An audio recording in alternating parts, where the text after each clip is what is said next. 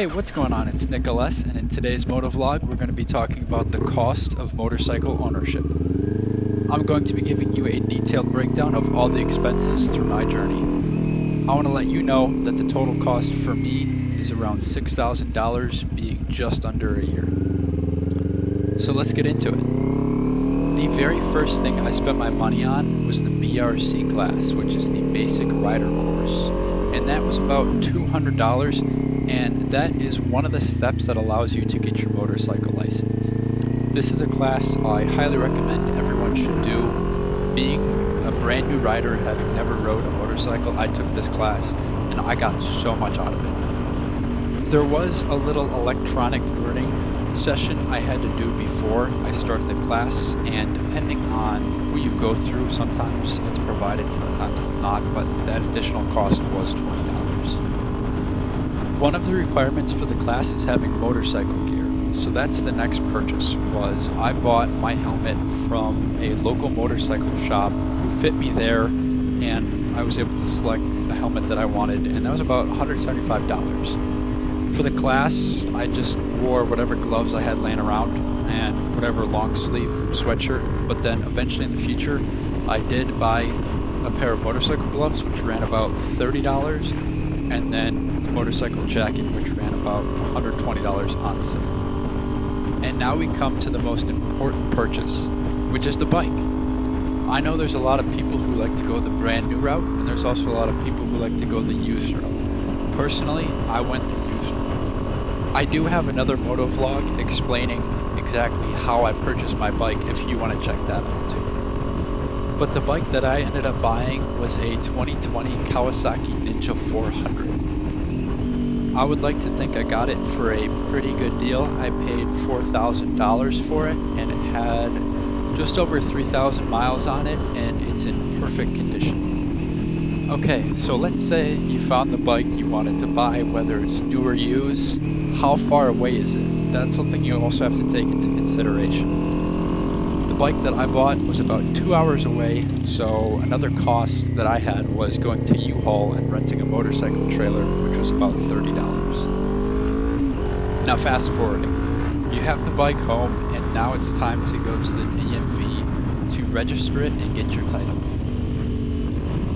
Paying for a title can be a little annoying, especially in Wisconsin, since there is the sales tax as well as the $165 title fee. The registration fee wasn't that bad. It's $23 for a 2-year sticker. Cool, we have our bike at home, it's titled, and it's registered. Still one more step before we can get to riding it, and that would be insurance. I emailed my insurance company telling them that I bought the motorcycle. I sent a picture of it, and I asked for any insurance options. And this is where you can be a little bit more flexible depending on what works for you. So I went for, it's about $23 a month, which is extremely affordable. And that is every month of the year, but there's different options where you can have just paying for, the summer and the spring and the fall and not the winter.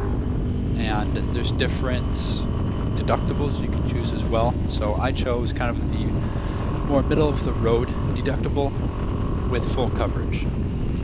Given that we have our motorcycle license, we are now 100% legal to ride. Now let's dig into the maintenance costs of the motorcycle. Maintenance obviously varies by bike, and fortunately for me, I have not had that many maintenance costs. So far I've done one oil change, and I will say per quart it's a little bit more pricey compared to car oil. I guess that's because I'm using the Kawasaki oil, but that runs about $15 a quart, as well as the filter.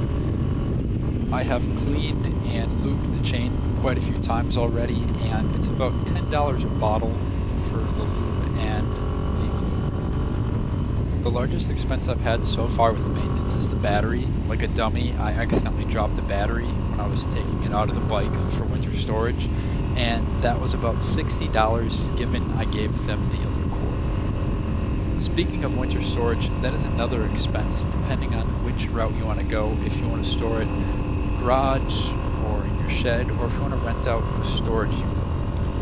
And it is a good idea to buy a battery tender over the winter for your battery. When I put my bike in storage, I also bought a motorcycle cover for it. I actually went on Kawasaki's website and I bought the official Ninja cover, which was $140. It's a lot more pricey than other covers out there, but it is a perfect fit and it is water resistant and it keeps all the dust and dirt out. I highly recommend that one. Another cost, which thankfully I haven't had to do, is any cost of repair. Going the new route, you do have that warranty, so you may not have as much concern, but if you did buy a used bike that needed some work, just keep in mind any money that you need to be spending on any parts. This is the part where we get into the more fun costs. Modifications and additions. One of the most common modifications of a bike is the exhaust, and I got lucky enough where the owner had already put on an aftermarket exhaust, so I saved some money there.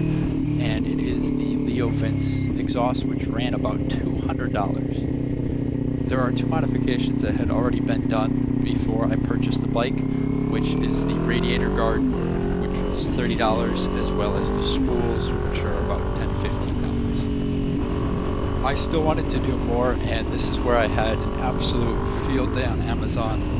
There is so many things you can buy for motorcycles off of Amazon, and it's pretty affordable too.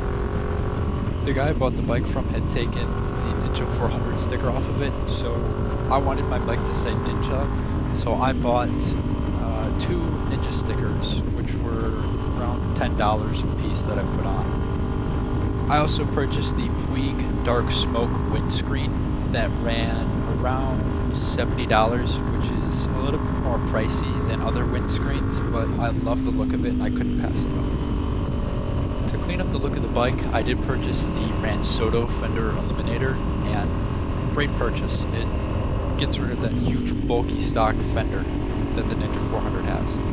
And that ran $35. The last product that I got off of Amazon was the keychain lanyard, which says the Kawasaki Racing Team on one side and then the other side says Ninja.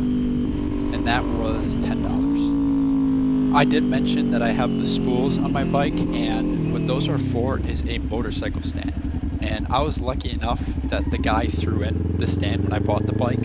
However, you can find that motorcycle stand for $50 to $100, and that's super helpful when dealing with the chain and as well as filling up any of the tires and doing oil changes. These next costs are just my own personal setup costs. So the GoPro is $200, which is the Hero 10 Black. I bought the GoPro chest mount for $30, and then I went on Amazon and I bought the foam windscreen for $10, which helps reduce that wind noise.